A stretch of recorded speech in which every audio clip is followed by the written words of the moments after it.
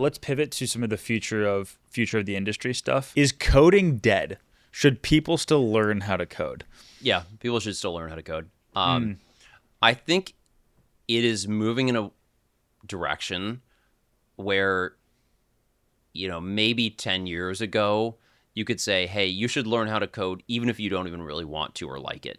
Yeah. Because it's just this growing industry. We need unlimited numbers of coders, et cetera, et cetera. I think I would probably say right now, because of the lack of this clarity on where the industry is exactly going, you should want to do it. You should love it. And there are a lot of people who really just love coding. Like I did. That's how I got into it. I've always enjoyed it. So, you have to be ready for the ups and the downs in the industry.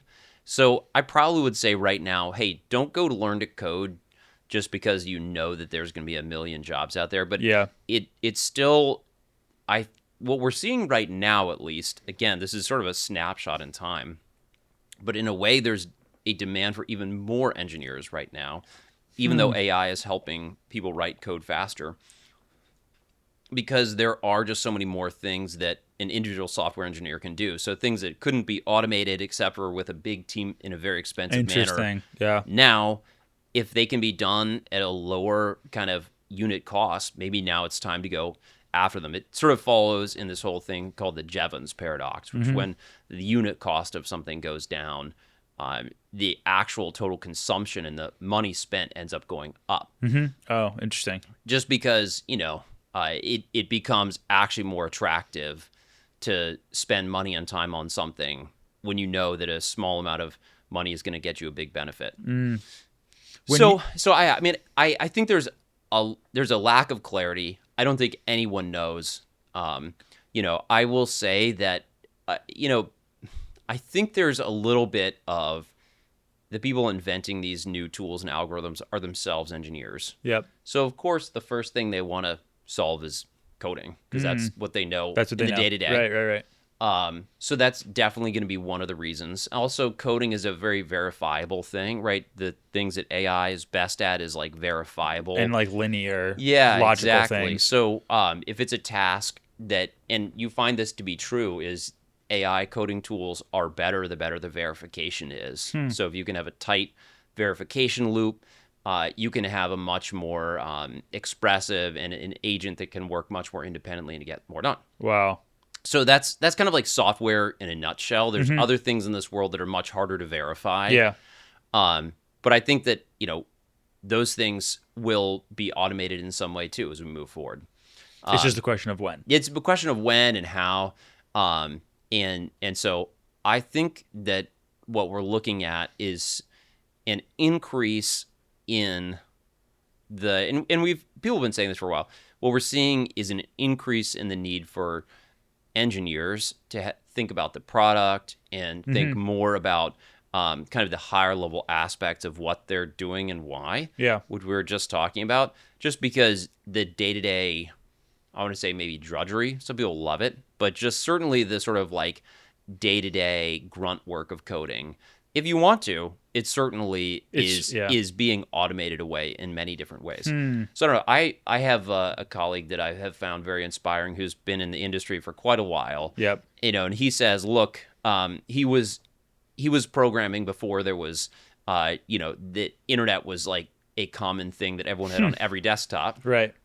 And at the time, just remembering all of the different details of the language you're using was important, because you didn't just have the internet to look it up. Yeah. And then the internet came to be, and all of a sudden you didn't have to remember nearly as much anymore. Right. And it kind of like was an upheaval in the skill set that was needed. Now this is probably a bigger upheaval in many ways. But I think the point is that like we're between coding and some other fields, frankly, we're just, technology is continuing. Yeah. Really. It's a very rapid thing. So, we're going to see where this goes. When you say that there's a feeling or there's a lack of clarity about where tech is going,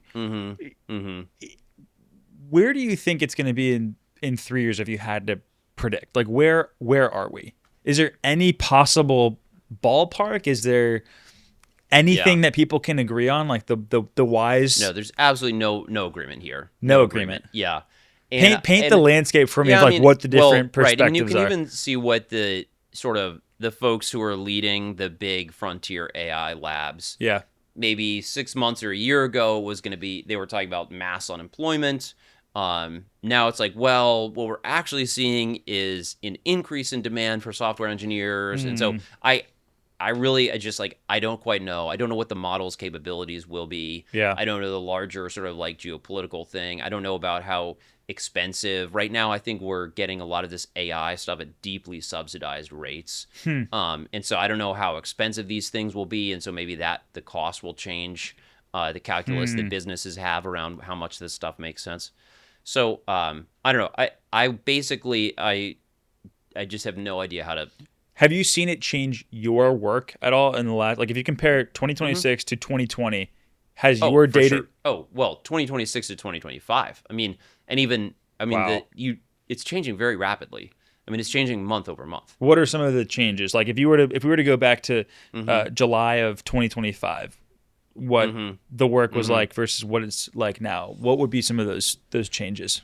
Yeah, I mean, I can get sort of like relatively technical here. There's some easier and less controversial things, and there's some bigger questions.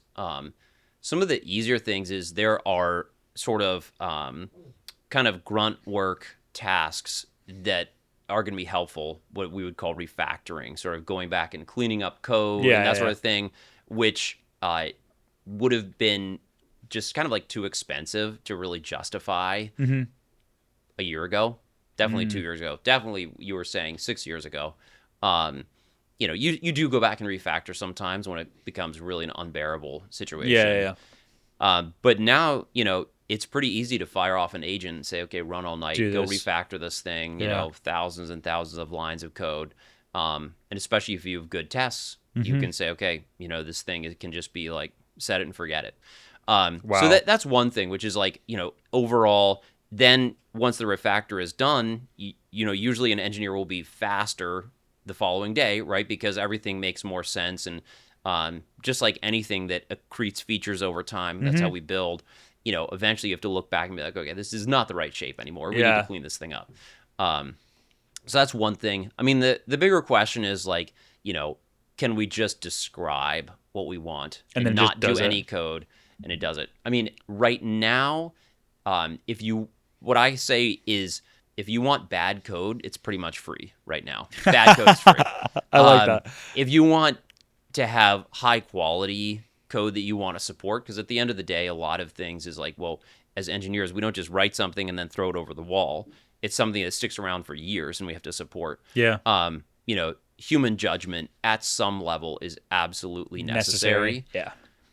I forget who described it to me like this, but they were basically saying that AI is like an incredibly fast dog, where you still need to throw the ball in the right direction for the dog to grab the ball, complete the task, and then come back.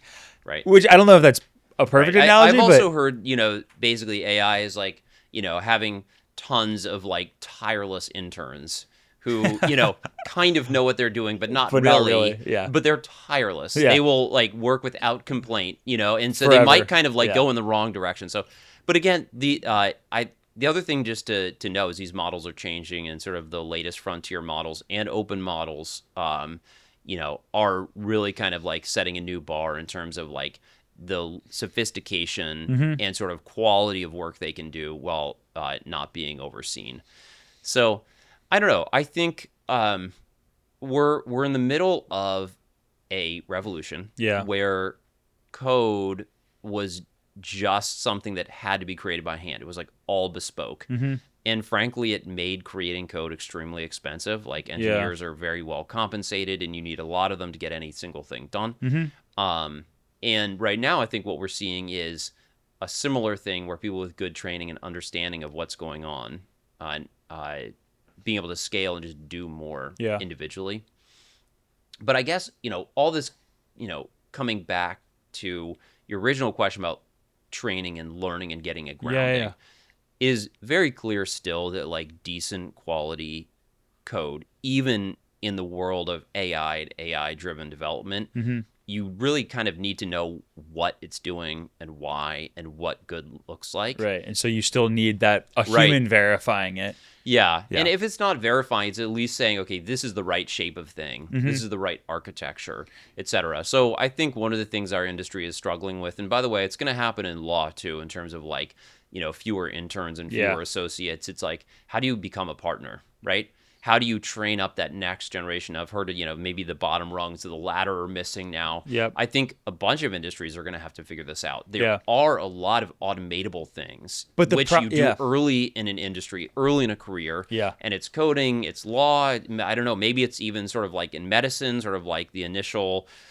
understanding of reading X-rays or looking through notes and trying to figure out what's going on. I don't know all these industries. Finance, for sure. These, base analysts or consulting. Yep. It's like this sort of automation is going to hit all of the bottom rungs. It's going to hit the bottom rungs before it goes up. Yep. And then it's going to hit higher and higher. And so I think we are going to have to figure out like in each industry and how we're going to grow up the next wave of talent. And it's interesting because yes, the bottom rung is going to get eliminated, but the problem is if you're a company, the bottom rung is where you get the talent. it's where you get the scar tissue and accumulate the knowledge that you need to then become a senior partner. So it's like it can't be just eliminate the entire right. but because you still need the young people to be in the trenches, accumulate the scar tissue, learn the lessons so that they can be the senior leader and take the company forward. Right? I don't know that the bottom rungs are gone. I just think it's going to be more competitive. Yeah. And, at the end of the day, you needed a lot of people on the bottom rungs just for automating things to like bring them up the kind of funnel towards the more senior folks who are going to make the decisions, et cetera. Right. You see this across a bunch of different fields. So we are going to have to reckon with how do we train up enough folks at these levels. I think at the end of the day, though, what I was saying is what sets people apart is not just the technical skills. It's often really not the technical skills. It's kind of that drive, that ability to think, those higher level abilities to like kind of plan and execute and have vision. And those are absolutely the things that are still going to set someone apart, even when they're earlier in their career, like, sort of at the bottom rungs of this ladder. So I think honestly, all of this just means that those skills and those abilities are going to become more important.